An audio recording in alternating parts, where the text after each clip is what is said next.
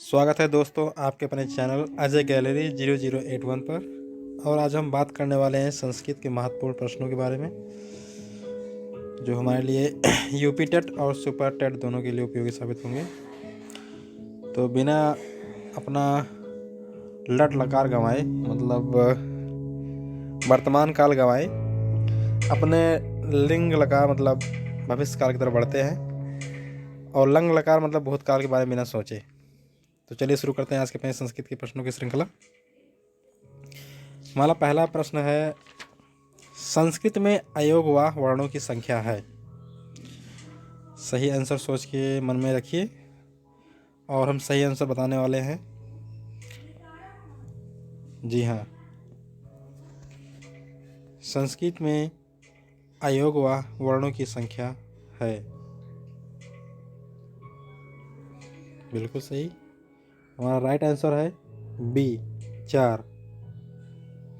हमारा right answer है B 4। Sanskrit में अयोगवाह वर्णों की संख्या 4 है। बढ़ते हैं अपने अगले क्वेश्चन की तरफ। हमारा अगला क्वेश्चन है, छंदानुगत शिक्षण प्रणाली होती है। छंदानुगत शिक्षण प्रणाली होती है। ए पद्य की, बी गद्य की, सी व्याकरण की और डी कथा की। तो इसमें सही ऑप्शन होगा ए पद्य की। सही आंसर हमारा है पद्य, क्योंकि छंदों का प्रयोग पद्य में ही होता है। बढ़ते हैं अपने अगले क्वेश्चन की तरफ। हमारा क्वेश्चन है, महाकवि कालिदास द्वारा रचित नाटक है। एक रघुवंशम, बी कुमार संभवम, सी मालविकाग्निमित्रम और चौथा है डी मेघदूतम। तो इसका सही आंसर है सी मालविकाग्निमित्रम। ये ऐसी रचना है जो इनकी नाटक है, बाकी जो है वो खंडकाव्य और महाकाव्य हैं। बात करें अगर महाकवि कालिदास की 7 रचनाओं की, तो उसमें 2 महाकाव्य हैं, एक रघुवंशम है, दूसरा कुमार संभवम, और उनके 2 खंडकाव्य हैं, ऋतुसंहार और मेघदूतम। बाकी उनके 3 नाटक हैं, मालविकाग्निमित्रम, विक्रमोर्वशीयम और अभिज्ञान शकुंतलम। ये इनकी 7 रचनाएं हैं कुल। बढ़ते हैं अपने अगले क्वेश्चन की तरफ। शाहयुक्त अप्रधाने सूत्र किस विभक्ति का सूचक है। ए द्वितीय विभक्ति का, बी पंचमी विभक्ति का, सी तृतीय विभक्ति का और डी चतुर्थी विभक्ति का। दोस्तों इसका सही आंसर होगा सी तृतीय विभक्ति। जी हाँ, इसका राइट आंसर है सी तृतीय विभक्ति। और सूत्र है जो शाहयुक्त अप्रधाने, इसमें शाह शाकम समम सार्धम के साथ तृतीय विभक्ति का प्रयोग किया जाता है। जैसे जनकेन सा गृहम गच्छति, यहाँ जनकेन में तृतीय विभक्ति है। तो आपने बिल्कुल समझ ही हो गया इसमें कैसे क्या प्रयोग किया जाता है और किसमें कौन सी विभक्ति यूज होती है। बढ़ते हैं अपने अगले क्वेश्चन की तरफ। कादम्बरी ग्रंथ के रचनाकार कौन है। ए भास, बी भवभूति, सी कादम्बरी, डी श्रीहर्ष।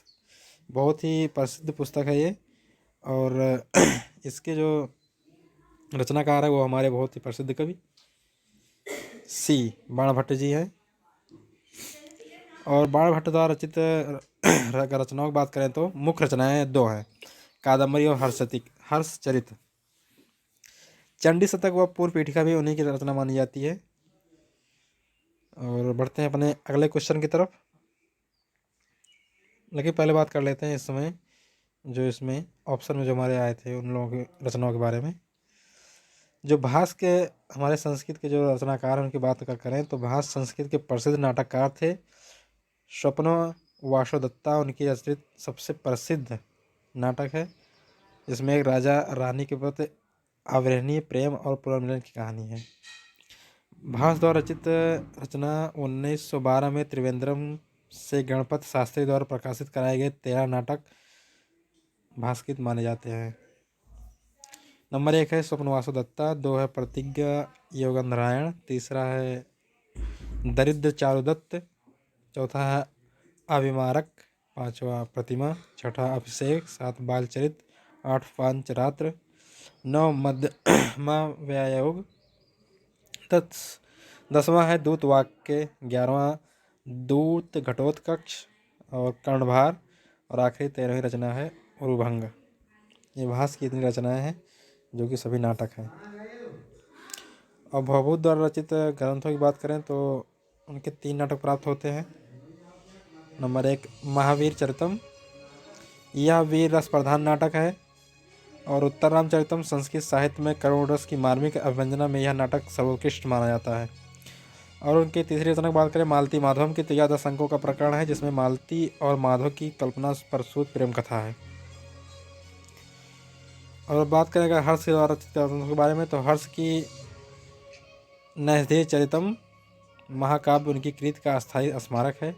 श्री हर्ष का नैषधीय चरितम बृहत्त्रयी में बृहत्तम ग्रंथ महाकाव्य में से एक है। इस महाकाव्य का मुख्य वर्ण प्रवाह श्रृंगार रस है। यहाँ पर श्रृंगार रस गलत लिखा हुआ है। बढ़ते हैं अपने अगले क्वेश्चन की तरफ।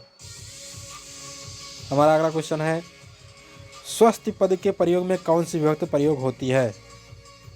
ए द्वितीय विभक्ति, बी चतुर्थी विभक्ति, सी तृतीय विभक्ति, डी चतुर्थी विभक्ति। तो इसका राइट आंसर होगा डी चतुर्थी विभक्ति।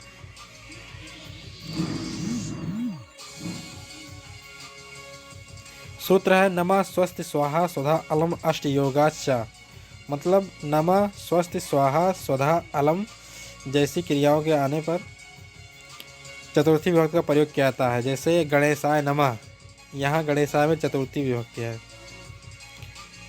बढ़ते हैं अपने अगले क्वेश्चन की तरफ। क्वेश्चन है महाकवि भवभूति किस राशि के प्रयोग में सिद्ध हस्त है? ए श्रृंगार रस, बी वीर रस, सी करुण रस और डी है शांत रस।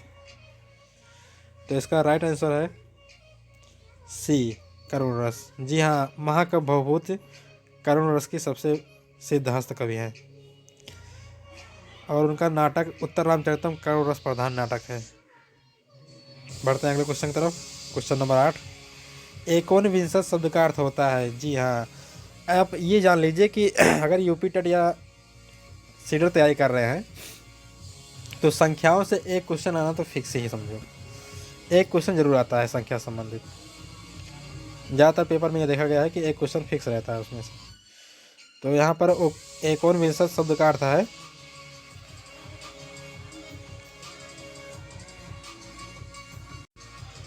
यहाँ पर हमारा राइट आंसर है ए 19। और जो प्राय प्रश्नों हमारे पेपर में पूछा जाता है, अगर उनकी संख्याओं की बात करें तो उसमें ज़्यादातर है 21 जिसको कहते हैं एक विंशति, और फिर है 19 एकोनविंशति, फिर है 51 एक 65, फिर है 91 एक नवति। ये कुछ ऐसे संख्या हैं जिसमें थोड़ा सा भ्रम पैदा हो जाता है। बाकी संख्या कोई भी पूछा सकता है एग्जाम में। बढ़ते हैं अपने अगले क्वेश्चन की तरफ। हमारा अगला क्वेश्चन है माहेश्वर सूत्रों में निम्न में से कौन सा वर्ण सूत्रांत में 2 बार प्रयोग हुआ है? जी हाँ, ऐसा कौन सा वर्ण है जिसका माहेश्वर सूत्रों में प्रयोग 2 सूत्रों में हुआ है? जी हाँ, बिल्कुल सही सोच रहे हैं आप। इसका राइट आंसर है बी ड़ा। हमारा ड़ा ऐसा अक्षर है जो उसका प्रयोग 2 सूत्रों में होता है। एक है पहला सूत्र आयुड़, फिर छड़ा वाला है लड़। दोनों में ही आखिरी में ड़ा अक्षर का प्रयोग होता है। हमारा अगला क्वेश्चन है स्वर के कितने भेद होते हैं? स्वर के कितने भेद होते हैं? जी हाँ, इसका राइट आंसर है बी 3। हमारा अगला क्वेश्चन है व्यंजनों के कुल कितने भेद हैं? जी हाँ, व्यंजनों के कुल कितने भेद हैं? बिल्कुल सही सोच रहे हैं आप। इसका राइट आंसर है ए 4। अगला क्वेश्चन है व्यंजन का दूसरा नाम क्या है? व्यंजन का दूसरा नाम क्या है? जी हाँ, इसका राइट आंसर है, एक बार पहले ऑप्शन बोल लेते हैं। पहला ऑप्शन है सल, दूसरा है अच, तीसरा है हल और आखिरी डी वाला है हमारा अक। जी हाँ, इसका राइट आंसर है सी, हल। हल हमारा ऐसा प्रत्याहार है जिसके अंतर्गत सारे व्यंजन आते हैं। संस्कृत के सभी व्यंजन हल प्रत्याहार के अंतर्गत आते हैं। एक बार आप जान लीजिए, अगर कोई भी भाषा हो, अगर उस भाषा के हमें अक्षर नहीं पता है तो उस भाषा को हम कैसे पढ़ सकते हैं, उस भाषा को हम नहीं सीख सकते हैं। तो जो हमारा माहेश्वर सूत्र है वो संस्कृत भाषा के वर्ण है। बिना माहेश्वर सूत्र के हमें जानकारी के हम उसको आगे नहीं बढ़ सकते हैं। इसलिए हमें माहेश्वर सूत्र की जानकारी सही से होनी ज़रूरी है, साथ में प्रत्याहारों की जानकारी भी ज़रूरी है। तो हमारे जो हल प्रत्याहार है उसके अंतर्गत संस्कृत के सभी व्यंजन आ जाते हैं। बढ़ते हैं अपने अगले क्वेश्चन की तरफ, जो है आगमन विधि का सही क्रम है। आगमन विधि का सही क्रम है। ए उदाहरण निरीक्षण नियम निर्धारण परीक्षण, बी परीक्षण उदाहरण निरीक्षण नियम निर्धारण और सी है उदाहरण प्रस्ताव निरीक्षण नियम निर्धारण परीक्षण। डी है उदाहरण परीक्षण प्रस्ताव निरीक्षण नियम निर्धारण। तो इसका सही आंसर है सी। जी हाँ, उदाहरण प्रस्ताव निरीक्षण नियम निर्धारण परीक्षण, ये है हमारे आगमन विधि का सही क्रम। बढ़ते हैं अपने अगले क्वेश्चन की तरफ। अभ्यांतर प्रयत्न कितने प्रकार के होते हैं?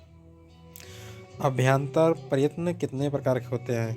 ए 5, बी 4, सी 7, डी 3। तो इसका सही आंसर है बी 4। राइट आंसर है बी 4। बढ़ते हैं अपने अगले क्वेश्चन की तरफ। संस्कृत में कितने लिंग होते हैं? ए 4, बी 3, सी 2, डी 5। क्वेश्चन एक बार फिर से पढ़ते हैं। संस्कृत में कितने लिंग होते हैं? ए 4, बी 3, सी 2, डी 5। इसका राइट आंसर है बी 3।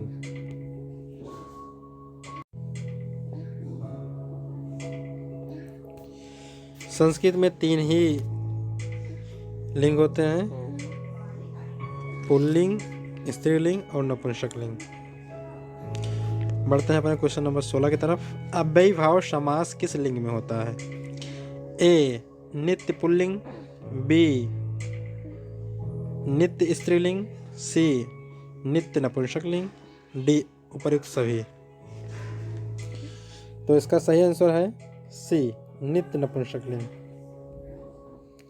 हमारा अगला क्वेश्चन है संस्कृत में लकार कितने हैं? ए 9, बी 10, सी 11 और डी 8। इसका राइट आंसर है बी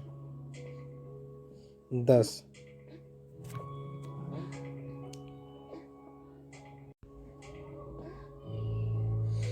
हमारा अगला क्वेश्चन है 1 लाख संख्या को संस्कृत में क्या कहते हैं? ए सहस्रम, बी नियुतम, सी लक्षम, डी प्रयुक्तम। ए सहर्षम, बी नियुतम, सी लक्षम, डी प्रयुतम। इसका सही आंसर होगा सी लक्षम। इसका राइट आंसर है सी लक्षम। अगला क्वेश्चन है उपसर्ग का प्रयोग कब होता है? उपसर्ग का प्रयोग कब होता है? ए धातुओं के पूर्व, बी धातुओं के मध्य, सी धातुओं के बाद, डी धातुओं और प्रत्यय के मध्य। तो इसका सही आंसर है ए धातुओं के पूर्व।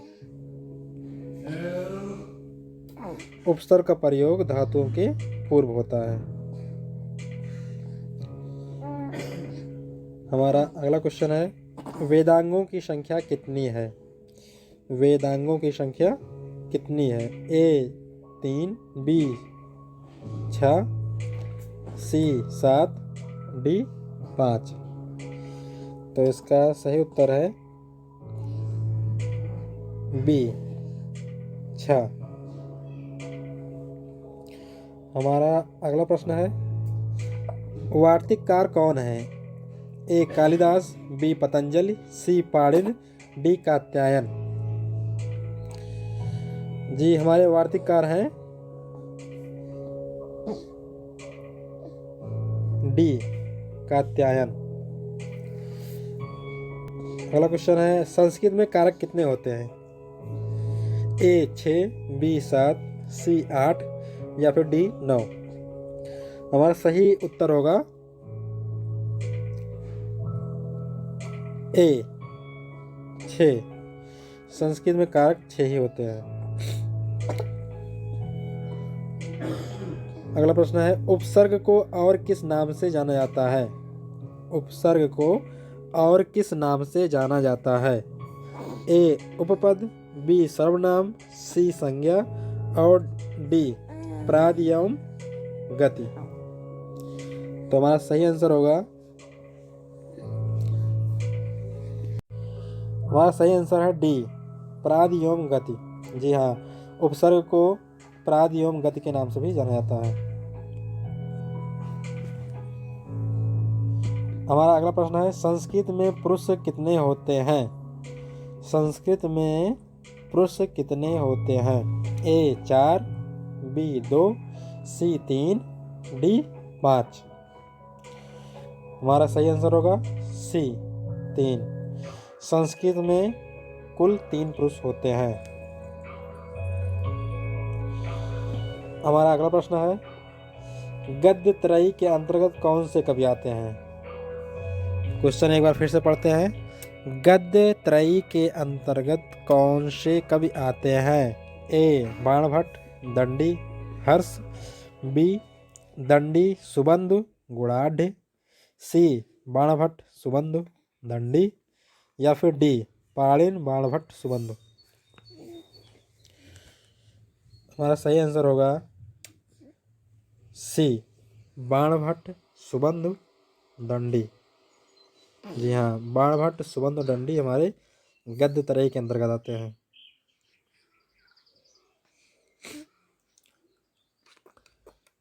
अगला प्रश्न हमारा होगा, उपसर्ग कितने होते हैं? उपसर्ग कितने होते हैं? ए 26, बी 23, सी 22, डी 24। जी हाँ, इसका सही आंसर है सी 22। जो हमारे उपसर्गों की संख्या है वो है 22। हमारा क्वेश्चन नंबर 27 है, द्विरेफा किसे कहते हैं? ए सारस, बी भौरा, सी मोर, डी बगुला। इसका सही आंसर होगा बी भौरा। जो हमारा भौरा है वो संस्कृत में द्विरेफ के नाम से जाना जाता है। हमारा अगला प्रश्न है, चाहिए के अर्थ में कौन सा प्रत्यय प्रयोग किया जाता है? ए सत्य प्रत्यय, बी लुट प्रत्यय, सी अनियर प्रत्यय या फिर डी सानस प्रत्यय। हमारा सही आंसर होगा सी अनियर प्रत्यय। अनियर प्रत्यय का प्रयोग चाहिए के अर्थ में किया जाता है। हमारा अगला प्रश्न है 29, जो कि हमारा सेकंड लास्ट क्वेश्चन है। असकृत पद का अर्थ है? ए एक बार भी नहीं, बी एक बार, सी बार बार या फिर डी यदा कदा। इसका सही आंसर है सी बार बार। असकृत मतलब होता है बार बार। असकृत कादम्बरी के में एक लाइन आती है, उसमें इसका जिक्र किया गया है। असकृत आलोचित नित्य शास्त्राणाम, मतलब नित्य शास्त्रों का प्रयोग या फिर उनका प्रवचन बार बार करने की वजह से। तो असकृत शब्द का मतलब होता है बार बार।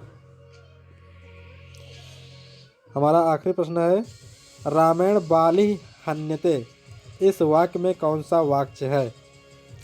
ए कर्तृवाच, बी कर्मवाच, सी भाववाचक या फिर डी कोई भी नहीं। इसका सही उत्तर है बी कर्मवाचक। रामेण बाली हन्यते में कर्मवाचक का प्रयोग किया गया है। हमारी ये प्रश्नों की श्रृंखला यहीं पर समाप्त होती है और उम्मीद करते हैं आपको ये प्रश्नों की श्रृंखला अच्छी लगी होगी और आपके लिए भविष्य में उपयोगी साबित हो।